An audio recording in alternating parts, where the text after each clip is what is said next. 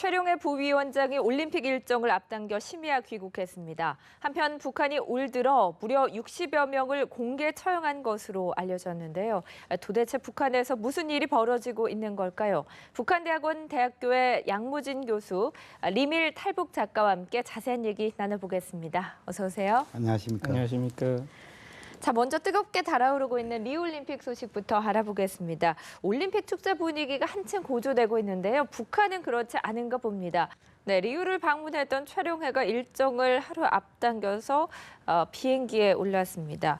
여자 양궁 16강전에서 남북 대결이 있었는데 이것도 보지 않고 부랴부랴 귀국길에 올랐거든요. 어떤 이유가 있을까요? 가장 중요한 것은 기대 이하의 성적, 이것이 요인이 아닌가 생각되고 김정은 시대 들어와서 체육 강국을 외쳤고 그 연장선상에서 국가체육지도위원회도 만들었고 또 이번에는 부통령급인 최용해 부위원장이 직접 단적으로 파견했잖아요. 그래서 아마 이번에 최용해 부위원장이 한 일주일 정도 머물렀지만도 거기에서 기본적인 스포츠 외교, 다시 말해서 공식적인 석상에서 여러 가지 그 국제기구의 단체장을 만난다든지 또는 이런 걸 했지만도 실질적으로 남미 국가들과의 스포츠 외교는 없었다.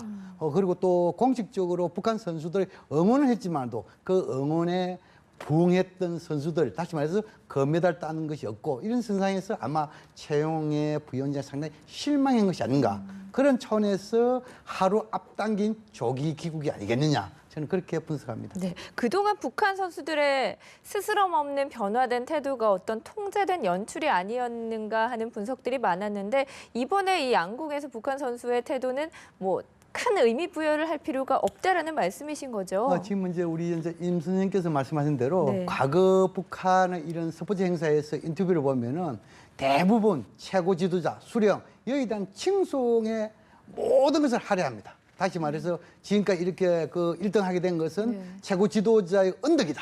언덕률을 강조했죠. 그러나 사진을 찍고 안 찍고 이런 부분에 대해서는 2000년 이후에 상당히 많이 변화되었습니다. 그런데 이번에 보면은 물론 이 체조 부분에 대해서는 사진을 찍고 양궁 부분은 사진 안 찍고 또 지금 이제 그 북한 선수들의 이런 그 인터뷰를 보면은 이 정치적인 발언이 또 상당히 자제되는 그런 부분이 있어요. 그런 측면을 봤을 때 아마 이번에 한두 가지 북한 이런 사진 찍고 안 찍고 이걸 가지고 북한의 변화, 불변화 이렇게 단정적으로 해석하는 것은 지나친 해석이다. 그런 생각이 듭니다. 네, 앞서 엄윤철 선수 얘기를 좀 더 자세히 해보면요.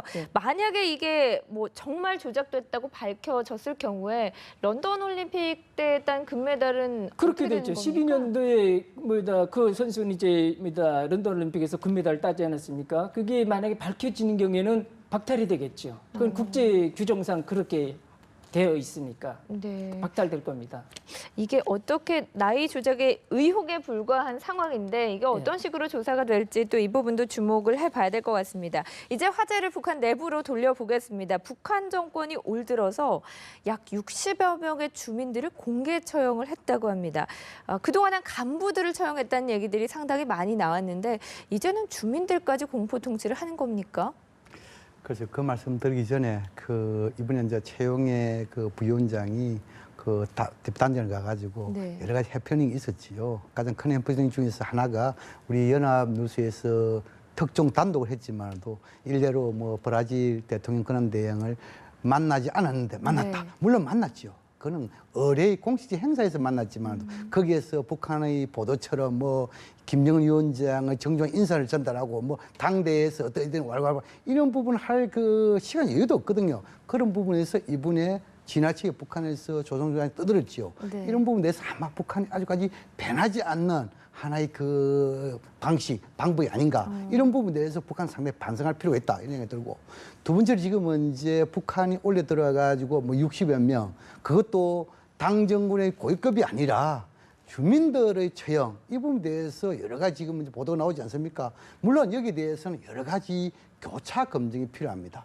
다시 말해서 북한의 일례로 북한의 장성택이라든지 리용이라든지 유경이라든지 이런 고위급이 처형될 때는 이것이 노동신문이라든지 이런 통해 가지고 어느 정도 징후가 많이 보였습니다. 그럼 이번에 주민들의 처형에 대해서는 아직까지 노동신문에 대해서 예를 들어 사상 검증이라든지 사정에 대해서 상당히 강화한다든지 이런 징후들 좀 안 나타나고 있고 또 그리고 탈북자들의 교차 검증은 없는 상황입니다. 네. 그렇지만 지금은 이제 여러 보도의 정황을 보면은 특히 주민들이 이렇게 처형되는 부분에 있어서는 아마 탈북자들이 증가되고 있고 증대되는 데 있어가지고 그 브로커들이죠. 네. 북한의 브로커들. 뭐 이런 사람들이 좀 많이 처형됐다. 두 번째로는 아마 한류, 이 우리 측의 여러 가지 드라마라든지 이런 부분에 대해서 보고 뭐 여기 대해서 발각이 돼가지고 시범 케이스로 처형됐다. 이런 이야기가 많이 나오고 있습니다.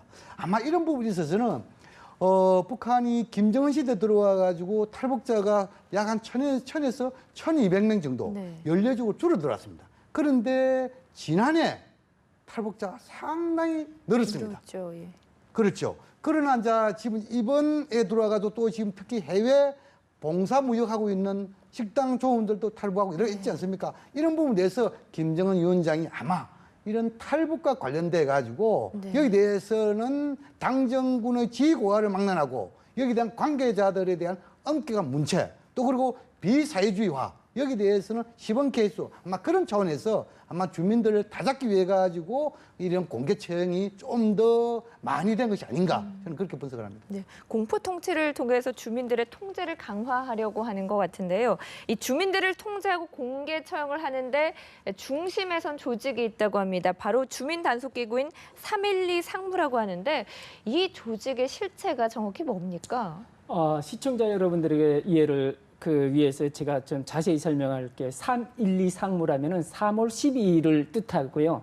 상무라고 하면은 이게 뭐 남한의 상무라면 국군 체육부대인데 이게 아니고 북한의 상무는 아마 특별한 임시적 국가기구 뭐 이렇게 보면 됩니다. 임시적인 특별한 국가기구 이렇게 보면 되는데 이 뭐냐면은 2014년 3월 12일 날에 김정은이가 주거지를 이탈해서 마구 유동하는 사람들을 엄격히 단속하라 네. 이런 교시를 내렸어요. 그러면 북한에서는 그 수령의 교시가 그냥 법이에요. 그 날짜를 따가지고 이제 그 기구가 생깁니다. 네. 이거를 엄격하게 뭐 유동자 무법 유동자들을 엄격하게 통제하는 거죠. 이런 상무만 이 상무만 있은 게 아니라 과거에도 무슨 상무 많이 있었어요. 그러니까 예전에는 또 그 마약을 막 엄격히 통제하라 그래서 그 날짜를 해서 뭐 배고 상무 또 뭐 다른 거 뭐 불법 유통을 이런 걸 통제하라고는 또 지시 내리면 또 그 날짜에 맞춰서 그런 네. 있는데 이번에 312 상무는 이거는 뭐냐면은 불법 유동자들을 단속하라니까 이거는 좀 뭐 정부 지탱에서도 치명적인 뭐 엄중한 거예요. 그러니까 이제 당 보위 안전 이제 뭐 우리 말하면요 국정원 뭐 검찰 뭐 청와대 네. 몽땅 연합으로 해서 엄청난 그런 그 공안 이제 통제 기구를 형성해서 하는 건데 뭐 불법 유동자들을 그냥 엄격하게 색출하고 그래서 엄벌 처벌하고 그 중에는 이제 시범겸으로 주민들 버는 데서 그냥 총살도 시키는 것이 비일비재합니다. 엄격한 주민 단속기구다라고 그렇죠. 보면 될 것 같습니다.